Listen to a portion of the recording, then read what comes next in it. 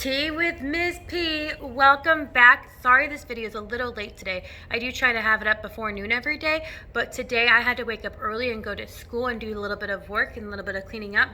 So I just got back and I wanted to make this video before I had lunch. So it's still early, it's still morning, it's before I had lunch, which is always my goal. So we're going to continue reading James and the Giant Peach. If we remember from yesterday, I asked you guys to make a prediction. I asked you guys to make a prediction about where the peach is going, because right before we left off in the story, the old grasshopper chopped off the stem of the peach and it started rolling down the large hill. I wanted you guys to predict where the peach was going, what was going to happen to the creatures in James that was inside the peach. Let's keep reading today and see what we can find out about James and his adventure in the peach. Chapter 15. Outside in the garden at that very moment, Aunt Sponge and Aunt Spiker had just taken their places at the front gate, each with a bunch of tickets in their hands, and the first stream of early morning sightseers was visible in the distance climbing up the hill to view the peach. "We shall make a fortune today," Aunt Spiker was saying. "Just look at all those people." "I wonder what became of that horrid little boy of ours last night," Aunt Sponge said. "He never did come back in, did he?" "He probably fell down in the dark and broke his leg," Aunt Spiker said. "Or maybe his neck," Aunt Sponge said hopefully. "Just wait till I get my hands on him," Aunt Spiker said, waving her cane. "He'll never want to stay out all night again, and by the time I finish with him, good gracious me, what's that awful noise?" Both women swung around to look. The noise, of course, had been caused by the giant peach crashing through the fence that surrounded it, and now, gathering speed every second, it came rolling across the garden toward the place where Aunt Sponge and Aunt Spiker were standing.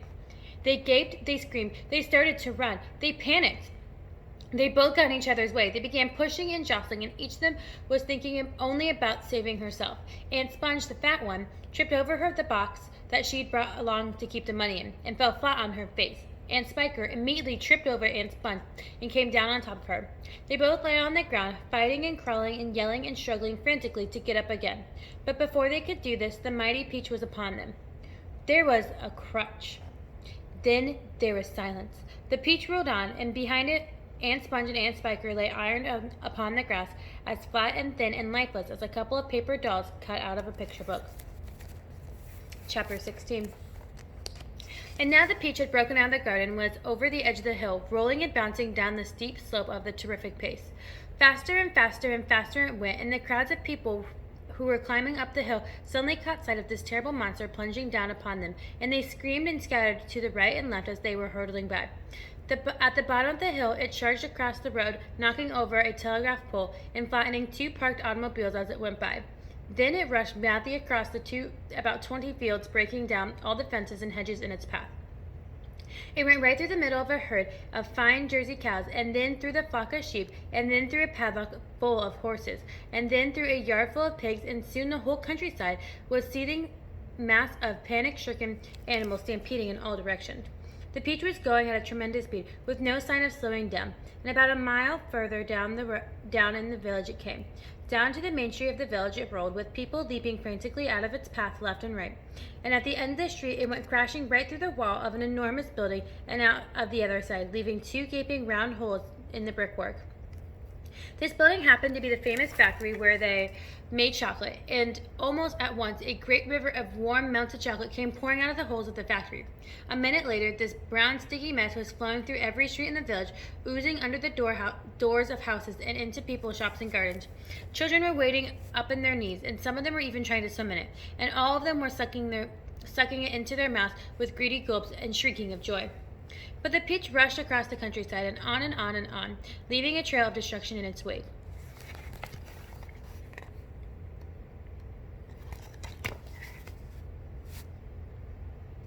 Cowsheds, stables, pigsties, barns, bungalows, hayricks, anything that got in its way, it went toppling over like a ninepin. An old man sitting quietly beside the stream had been fishing rod whisked out of its hand as it went dashing by, and a woman called Daisy was standing so close to it as it passed that she had a skin taken off the tip of her long nose. Would it ever stop? Why should it? A round object will keep rolling as long as it's on a downhill slope, and in this case, the land sloped downhill all the way till it reached the ocean, the same ocean that James had begged his aunts to be allowed to visit the day before. Well, perhaps he was going to visit it now. The Peach was rushing closer and closer to it every second, and closer also to the towering white cliffs that came first.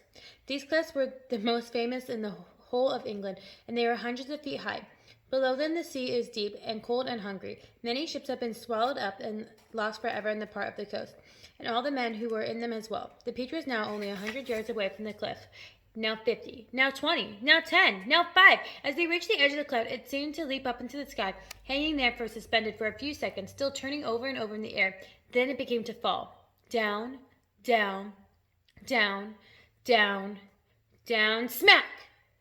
It hit the water with a colossal splash and sank like a stone.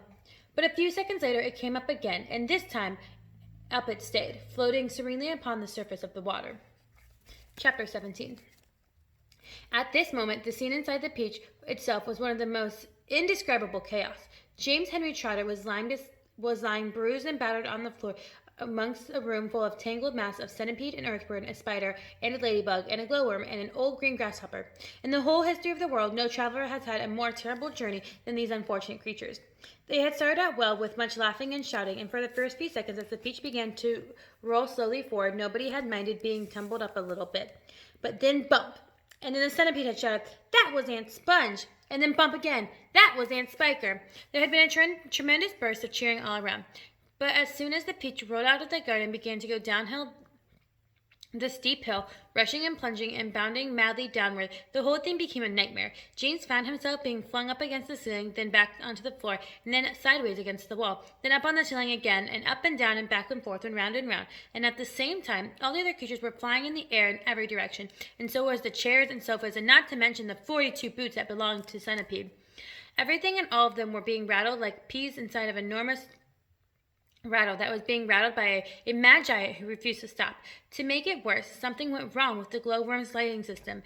The room was all pitch dark, and there was screams and yells and curses and cries of pain. Everything kept going round and round, and James made a very frantic grab at thick bars sticking at the walls, only to find out there was a couple of centipedes' legs. "Let go, you idiot!" shouted the centipede, kicking himself free. James was promptly flung across the room into the old grasshopper's horny lap.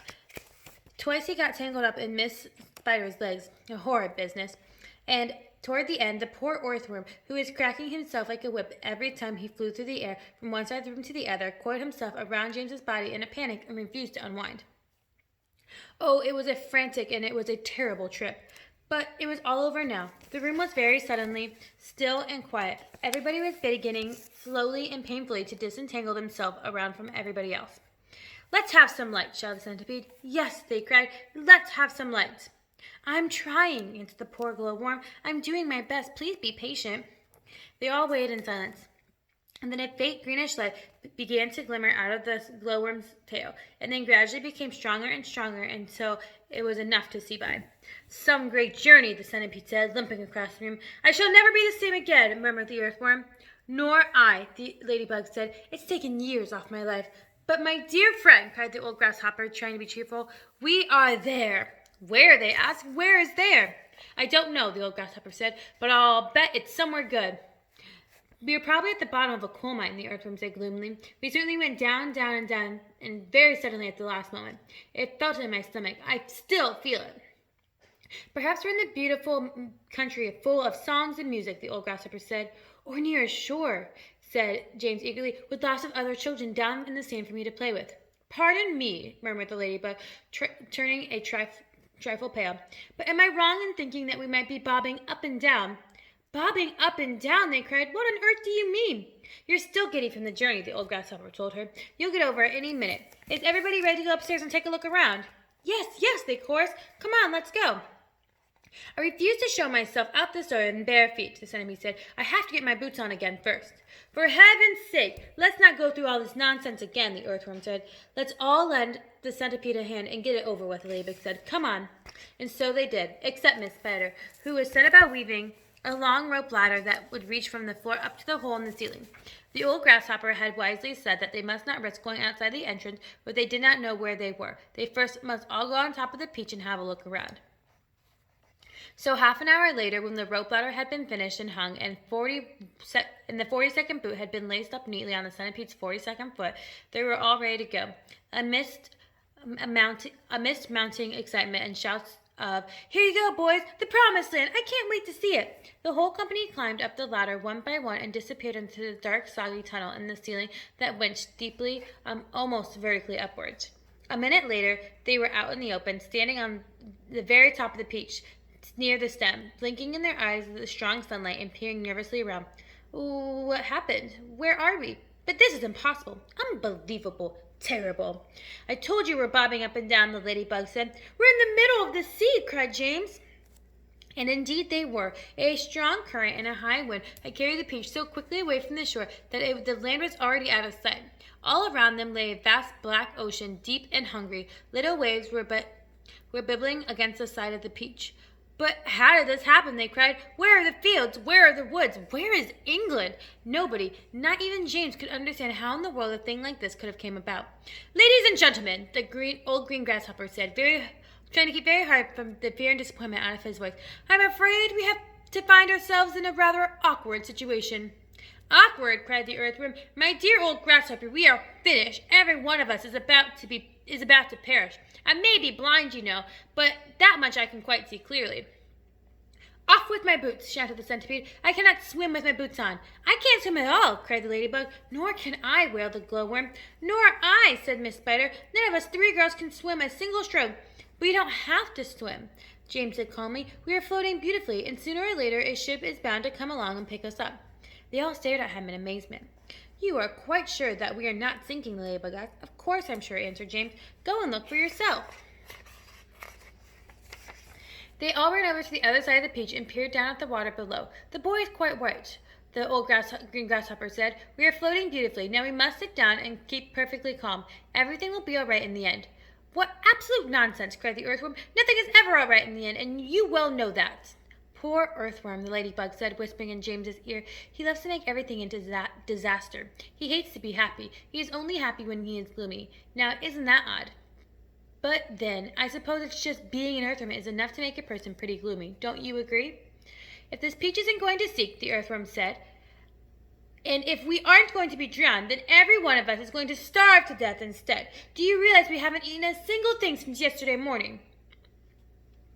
By golly, he's right, cried the centipede. For once the earthworm is right. Of course I'm right, the earthworm said, and we're not likely to find anything around here either. I shall get thinner and thinner, and thirstier, and we shall die a slow and grisly death from starvation. I'm dying already. I'm slowly shriveling up for the food of I want. Personally, I would rather drown.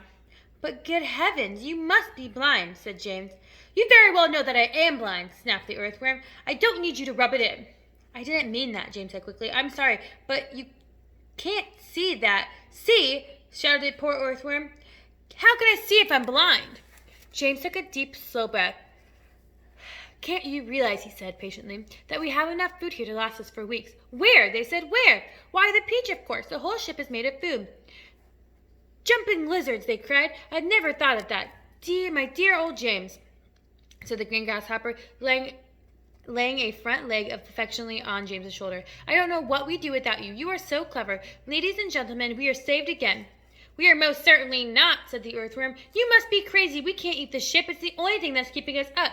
We shall starve if we don't, said the centipede. Or we shall drown if we do, cried the earthworm. Oh dear, said the old green grasshopper. You're worse off than before. Can't we just eat a little bit of it? Asked Miss Spider. I'm so dreadfully hungry. You can eat all you want, James answered. It would take us weeks and weeks to make any sort of dent in this enormous peach. Surely you can see that. Good heavens, he's right again, cried the old green grasshopper, clapping his hands. It would take weeks and weeks. Of course it would. But let's not go making a lot of holes all over the deck.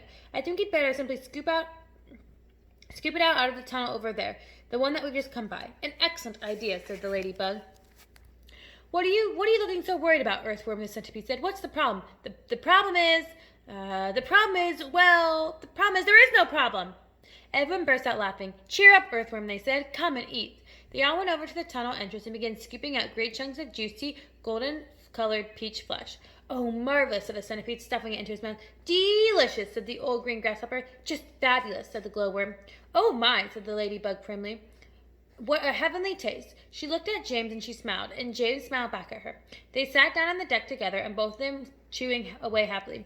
You know, James, said the ladybug, up until this moment I have never in my life tasted anything except those tiny little green flies that live on rose bushes.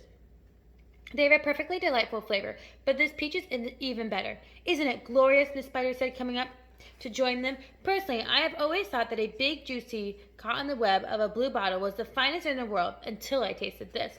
What a flavor, cried the centipede. It's terrific because there's nothing like it. There never has been, and I should know because I have personally tasted all the finest foods in the world. Whereupon the centipede, with his mouth full of a peach and the juice running down all his chin, suddenly burst into song. I've eaten many strange and scrumptious dishes in my time. I like jellied gnat and daddy pratt and earwig cooked in slime. And mice with rice, they're really nice when roasted in their prime, but don't forget to sprinkle them with just a pinch of grime. I've eaten fresh mad burgers by the greatest cooks there are, and scrambled dregs and stink bug eggs and hornets stewed in tar. The pails of snails and lizard tails and beetles in by the jar. A beetle is improved by just a splash of vinegar. I often eat boiled slobbages, and they're grand when they're served beside minced doodle bugs and curried slugs. And have you ever tried mosquito toes and montfish roes, most deliciously fried? The only trouble is they disagreed with my inside. I'm mad for a crispy wasp stings on a piece of buttered toast, and pickled spines of porcupines, then a gorgeous roast of dragon's flesh, well hung, not fresh. It costs $1 at most, and it comes to you in barrels if you order by the post. I crave the tasty tentacles of octopi for tea. I like hot dogs. I love hot frogs, and surely you'll agree. A plate of soil with Injun's oil, a super recipe. I hardly need to mention that it's practically free. For dinner on my birthday, I should tell you what I chose. Hot noodles made from poodles on a slice of garden hose, and rather a smelly jelly made of armadillo's toes. The jelly is delicious, but you have to hold your nose.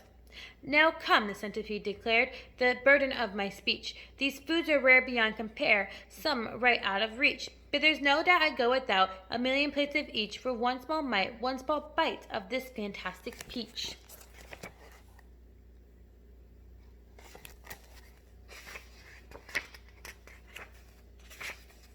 Everybody was feeling happy now. The sun was shining brightly out of the soft blue sky, and the day was calm. The giant peach, with the sunlight glinting by its side, was a massive golden ball sailing upon the silver sea. Chapter 19. Look, cried the centipede, just as they were finishing their meal. Look at that funny, thin, black thing gliding through the air over there. They all swung around to look. There's 2 of them, said Miss Spider. There's lots of them. And the ladybug said, What are they? The earthworm was getting worried. They must be some kind of fish. The old green grasshopper. Perhaps they've come along to say hello. They're sharks, cried the earthworm. I'll bet you anything they are sharks, and they've come along to eat us up. What an absolute rot, the centipede said, but his voice seemed suddenly to have become a little shaky, and he wasn't laughing. I'm positive they're sharks, said the earthworm. I just know they're sharks. And so actually, in fact, did everybody else see, but they were too frightened to admit it. There was a short silence. They all peered down anxiously at the sharks. They were cruising slowly around and around the peach. Just assuming that they are sharks, the centipede said. There still can't possibly be any danger if we stay up here. But even as he spoke, one of those thin black fins suddenly changed direction and came cutting swiftly through the water right up against the side of the peach itself. The shark paused and stared at the company with its small evil eyes. Go away, they shouted. Go away, you filthy beast. Slowly, almost lazily, the shark opened its mouth, which was big enough to swallow a really big fish, and made a lunge at the peach. They all watched aghast. And now, as though a signal from the leader, all the other sharks came swimming towards the peach. They clustered around it and began to attack it furiously. There must have been 20 or 30 of them at least, all pushing and fighting and lashing their tails and churning the water into the froth.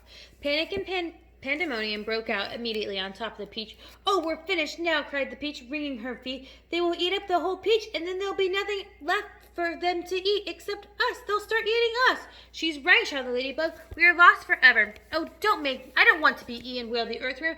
But they will take me first because I'm so fat and juicy and I have no bones. Is there nothing we can do, asked the ladybug, appealing to June. Surely you can think a way out of this. Suddenly, they were all looking at James.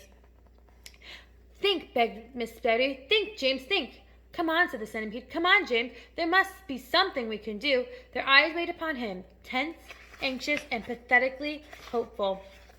And that's where I'm going to stop today. I want you guys to think and make a prediction. What do you think they're going to do to save themselves from the sharks? I'll see you guys tomorrow. Love you.